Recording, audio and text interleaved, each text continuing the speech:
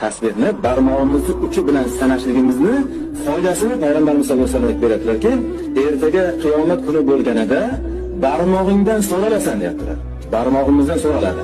Butun tanaviy a'zomiz ertaga guvohlikka keltiriladi. Barmog'ining har bir bo'g'inlari ham ertaga qiyomatda uni guvohlik keltiradi.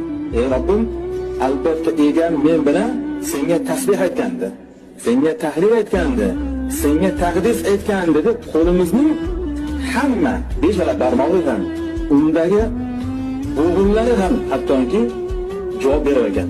Albatta bu aytganimdek, tasbih ham aytavering, elektron tasbihlarni ham ishlatavering. Lekin kimda kim yoningizda o'tirib qo'lini barmoqlarini ishlatayotgan bo'lsalar, unga noto'g'ri qarash qilmang. Bir xillar noto'g'ri qarash qilayotgan ekan. Bunaqa ish qilmang. Bu noto'g'ri tasbih ishlatayotgan ekanlar. Qaytanga uni ishi to'g'riroq. Ertaga bo'g'inlari ham qiyomatda uni foydasiga o'tadi.